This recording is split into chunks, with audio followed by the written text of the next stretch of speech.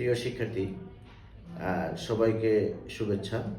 যারা 2024 সালে HSC pass করেছেন, এইচএসসি পাস করার পরে বর্তমানে যারা কোচিং করছেন, তারা অনেকেই জানেন না যে তারা কোন সাবজেক্টে ভর্তি হবে। অনেকে জানে, অনেকে তাদের লাইফের গোল সেট করে ফেলেছে। আবার ম্যাক্সিমাম স্টুডেন্ট, আমরা যেহেতু কনসালটেন্সি করি, স্টুডেন্ট নিয়ে কাজ করি, সো আমরা জানি যে অনেক স্টুডেন্টই তাদের ফোকাস নাই যে কোন সাবজেক্টে ভর্তি হবেন, কোন বিষয়ে ভর্তি হলে ক্যারিয়ার কীরকম হবে, সেই বিষয় সম্বন্ধে অনেকেরই ধারণা নেই। যার কারণে আপনারা সবাই মিলে কি করেন যে কোচিং সেন্টারগুলোতে কোচিং করার পরে দেন হলো বাংলাদেশের বিভিন্ন বিশ্ববিদ্যালয়ে ঘুরে ঘুরে ভর্তি পরীক্ষা দেন।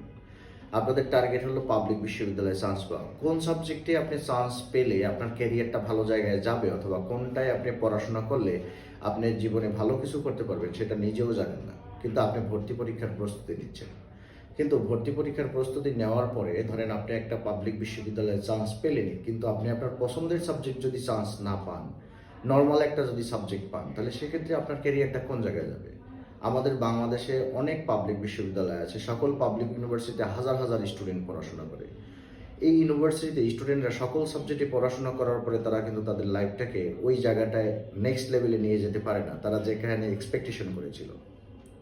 অনেক স্টুডেন্টই আমার কাছে এরকমভাবে আসছে যে যারা দ্বারাকে দেখা গেল যে বিভিন্ন সাবজেক্টে পড়ার পরে এখন তারা সাবজেক্ট চেঞ্জ করতে চায়। মাস্টার্সের ক্ষেত্রে বলে যে আমি অমুক সাবজেক্টে মাস্টার্স করতে পারবো কিনা, অমুক সাবজেক্টে আমি মাস্টার্স করতে পারবো কিনা, এরকম চিন্তা চেতনা অনেকের ভিতরেই থাকে।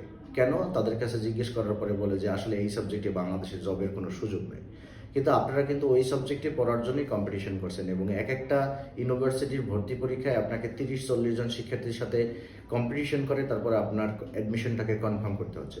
তো আমি আপনাদেরকে বলবো, যদি পছন্দের সাবজেক্ট না পান, তাইলে আপনি যে ইউনিভার্সিটি হোক না কেন ভর্তি হবেন না। আপনাকে অবশ্যই আপনার পছন্দের সাবজেক্টে ভর্তি হতে হবে, এবং আপনার ফোকাস ঠিক রাখতে হবে, এবং আপনাকে গোল সেট করতে হবে যে আমি লাইফে এটা হতে চাই, এটার জন্য আমাকে এই সাবজেক্টটা পড়তে হবে। দেন কিন্তু আপনি আপনার ক্যারিয়ারে ভালো করতে পারবেন। আবার অনেকেই আমাদের কাছে জানতে চেয়েছেন যে ইন্ডিয়ার বিশ্ববিদ্যালয়ে ভর্তি হওয়ার পরে এখন ইন্ডিয়ান ভিসা দিচ্ছে কিনা। আমি ইন্ডিয়ান ভিসা দিচ্ছে, কিন্তু সেটা সীমিত পরিসরে দিচ্ছে। আগে যেমন সবাই ভিসার জন্য অ্যাপ্লিকেশন করলে ভিসা পেত, এখন কিন্তু সবাই ভিসা পায় না। শুধুমাত্র স্টুডেন্ট এবং মেডিকেলের ক্ষেত্রেও সামান্যভাবে ভিসা দিচ্ছে, তাও সীমিত পরিসরে দিচ্ছে।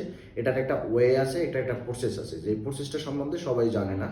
আমরা এই প্রসেসগুলো যদি আপনাকে বলে দিই এবং আপনার প্রসেসটা যদি আমরা করি, তাহলে আপনি অবশ্যই ভিসা পাবেন। ধন্যবাদ সবাইকে, ভালো থাকবেন।